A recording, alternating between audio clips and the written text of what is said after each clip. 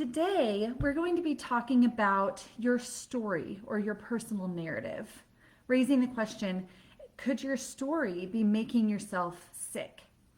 So I'm going to start by sharing a personal story that'll kind of give a better idea of what I mean by this, and then we'll go into the science of how this works. So years ago, probably 8 years ago at this point, I went from being at my peak, what I would consider my personal best. I had just graduated college, I had finished nutrition school, and just started working at a doctor's office, which was my dream right out of school, and went from my health being the best that it ever had been to, over the course of about 8 months, the worst I've ever felt. And long story short, it was kind of a perfect storm of events. I moved into a sick house, which was a big part of it. I went on a trip and I think I brought something back. We'll just put it that way. It was a long rafting trip and I think I brought something back. There was more stress from now, starting this new job and pressure. So there were a lot of different things going on. But nonetheless, I gained almost 20 pounds in 8 months. I was never sleeping. I had horrible insomnia, horrible brain fog, horrible IBS. There was a lot going on and I was not in a great place. And I have always, during this time period and my entire life almost, I've always been a runner. I love running and it's one of my chosen forms of exercise. So I'll run probably, 3 to 4 days a week. And sometimes I'll do sprints. Occasionally I'll do sprints. And one of these days, back in this time period, I put on my running shoes and I was going outside to go for a run. And I had this thought, should I try to do sprints? And this subconscious voice in me answered almost as quickly and said, you shouldn't do sprints, you're sick. And for whatever reason, I actually tuned in at that moment and actually heard what I was saying to myself, because I realized also I had been saying that over and over and over, but had never become consciously aware of it. And so in this moment, though, I became consciously aware of it and stopped dead in my tracks and was like, I'm sick. And this whole shift in my being happened. And it came back with this ferocity of, F that. I am not sick, right? I might be going through a rough time with my health right now, but I am putting far more effort than most people my age. I think it was like 24 maybe at the time. Putting far more effort than most people my age do into their health. I will overcome this. This is temporary. I am not sick and I'm going to do that run and I'm going to do the sprints. And that just bubbled out within me. And I share that because, like I said before, I had been subconsciously telling myself that because I reflected on this moment afterwards and realized that I had been subconsciously telling myself that. And looking back, I had also been acting on it. So I wouldn't go out with friends as often because I didn't feel good. I wouldn't commit to different things because I didn't feel good. I wouldn't sign up for things, right? And so my actions were mirroring the perception that I had of myself at the time, which was that I was sick. And the moment I tuned into that and realized what I was actually saying to myself, everything started to change. From that day, everything started to change. If I ever heard myself say, some kind of a lower vibrational thought, I would immediately switch it and say, this is temporary. I might not be where I want to be right now, but I'm doing everything I can to make sure that I overcome this, that I'm better because of it. I am strong, I am vibrant, I am successful, I am happy, I am healthy. That is who I am. That is who I am going to be. And over and over and over repeated those mantras so that I changed that belief system. And that's when things really started to change externally as well. So discovered shortly after that the house was contributing to the problem. Immediately moved out of the house. ran some lab work, figured out what was really going on, started to address those things, started to see results, and started to feel a lot better. And I really don't think that would have happened had I been in the same mindset and the belief, the story that I was telling myself was, I'm sick, I can't, I'm weak, I'll never figure this out. What if it goes on forever? Why does my body do this? That was the story and that was the narrative. I'll never get better. So I share this because your story and your personal belief system about yourself and about your health has profound impacts on not only your current state of health, but how you respond to a therapeutic regimen, how you respond to change. The placebo effect can go both ways. So nocebo is a very real thing. Placebo means that we're harnessing a belief in a positive direction. So I believe if I take this pill, I get better, right? Nocebo goes the opposite direction. It's harnessing a belief that works against us. So believing that you're weak, believing that you're sick, believing that you're a complex case, believing that no one will ever figure this out, believing it's going to take time, money, effort, energy, believing it's going to be hard, believing it will never work, right? Those things also affect our outcomes. So what's going on beneath the surface and why does this make such a difference? Our thoughts are energy. And our thoughts create physiological changes within our body. There's more and more evidence showing that our subconscious mind is not only in the hippocampus and the amygdala of the brain, it's also within the body. 96%, this was a Harvard study, 96% of our thoughts are redundant, meaning 96% of our day we spend thinking the same thoughts day in and day out. We have the same belief systems day in and day out. And what I mean by, well, I should say, our thoughts create an internal state. And so that's what I mean by our subconscious mind is in the body, is we can condition our body to our mind.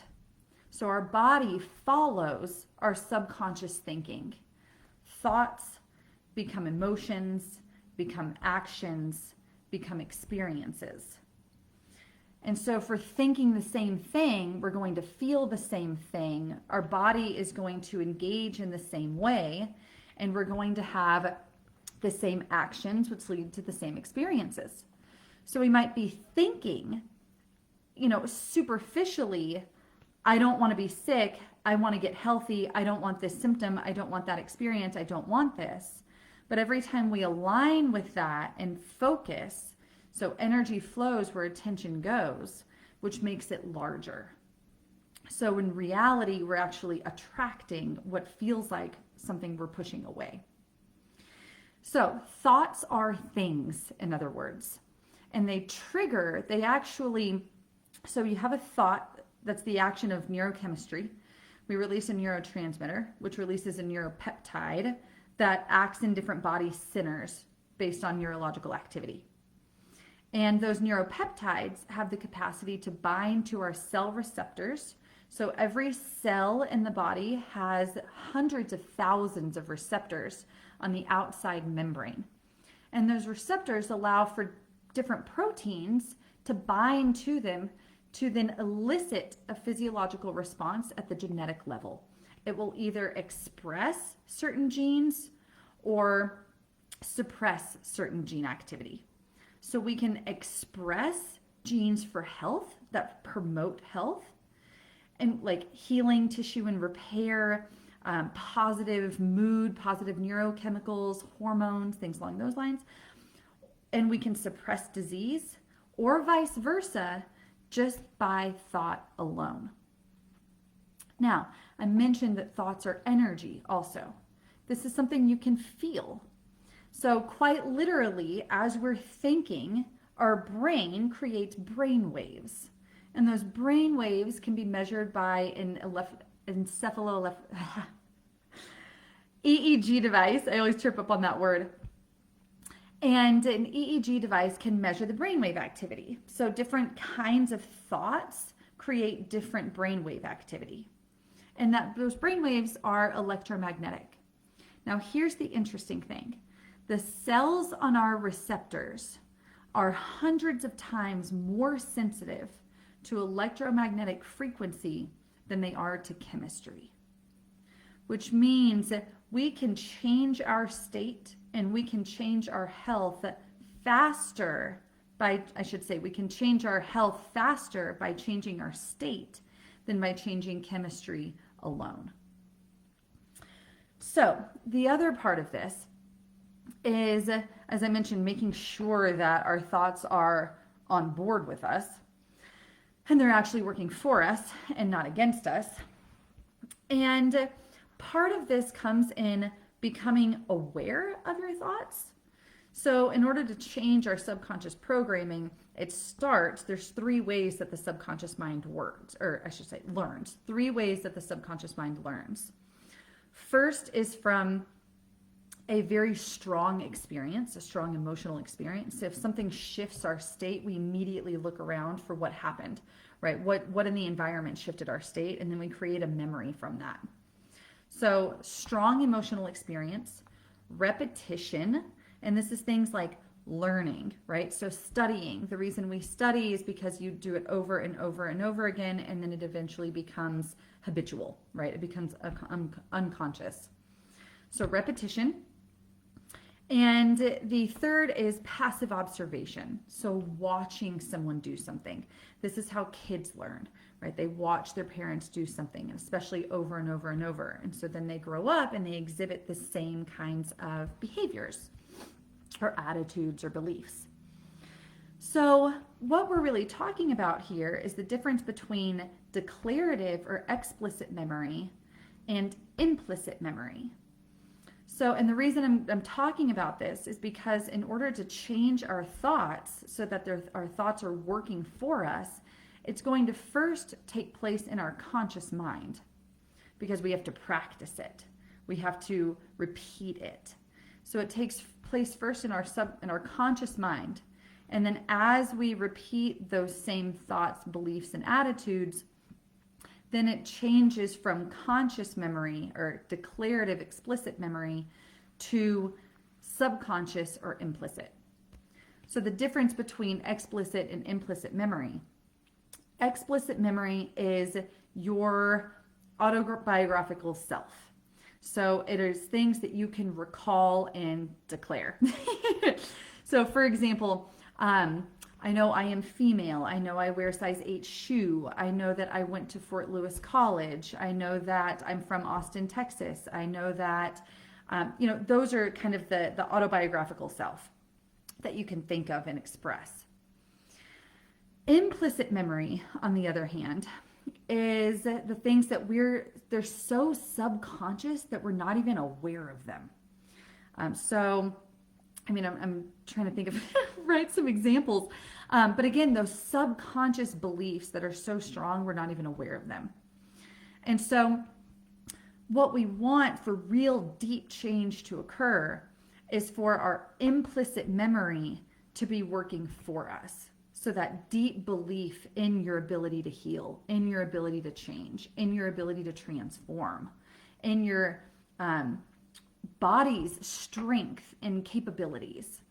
We want that deep level of belief. And it takes time to make that transition, going from conscious to subconscious. And we do that through repetition and strong emotional experiences and passive observation. Now, the last thing I want to mention too, another way to really give this a boost, is to apply meaning to what we're doing.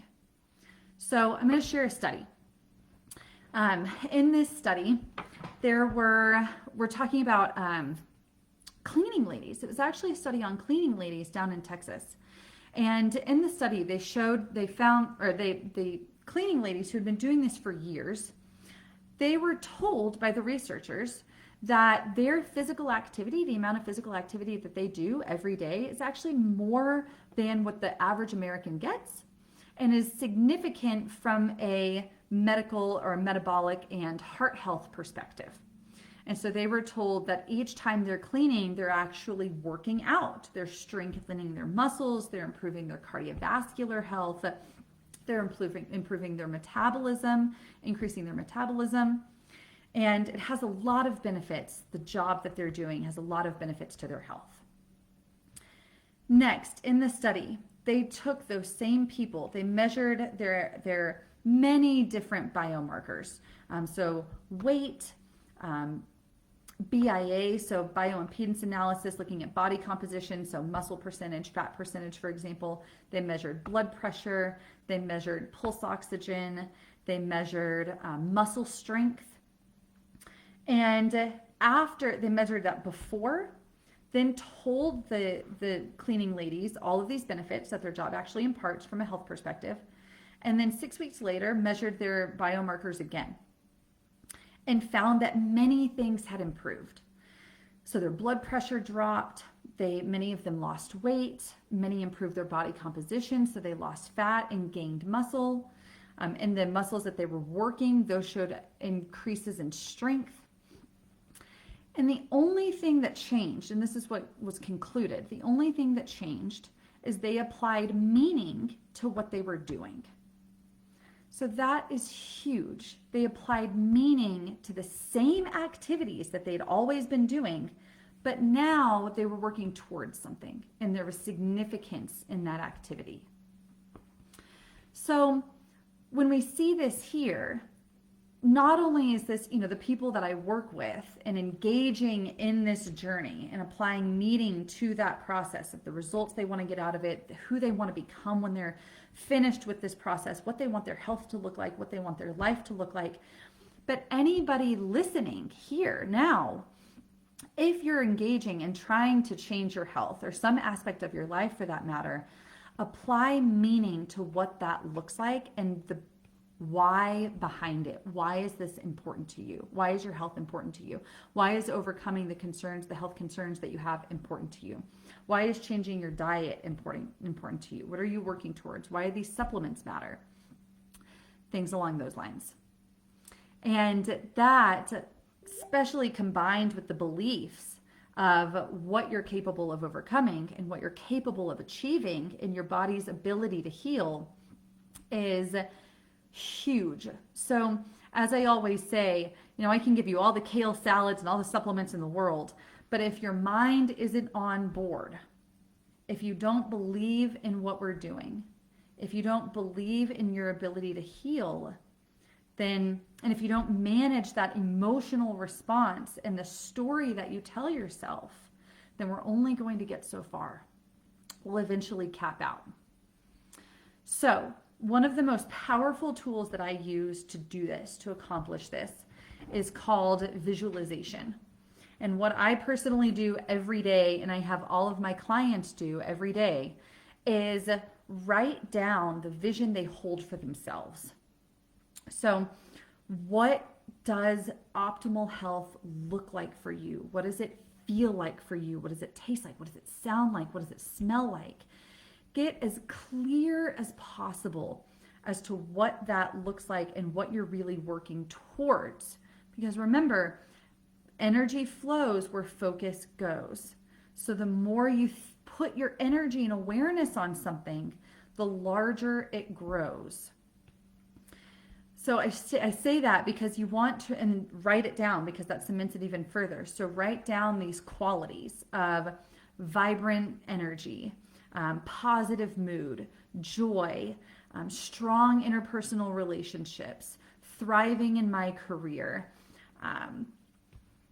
optimal weight, close connection with my body and how to fuel it with proper food. Things along these lines, things that you want to attract, rather than say, and you want to speak to these things as if they're happening right now in present day. Rather than what we don't want is writing down or envisioning things you don't want. So I don't want pain. I don't want excess weight. I don't want digestive issues. Let all that stuff go and focus on what you do want. And then for a minimum of 10 minutes each day, visualize this coming to life for you. Visualize yourself every morning waking up after a great night's sleep and you have abundant energy and you're going to tackle the day and go spend time with your family and go thrive in your career. Whatever that might be, whatever that looks like for you, write it down and then visualize yourself living it in the present first person moment. And do this day in and day out. And that's how you'll start to change that subconscious belief, that subconscious patterning, so that it's working for you and not against you. Okay. So I hope this was helpful.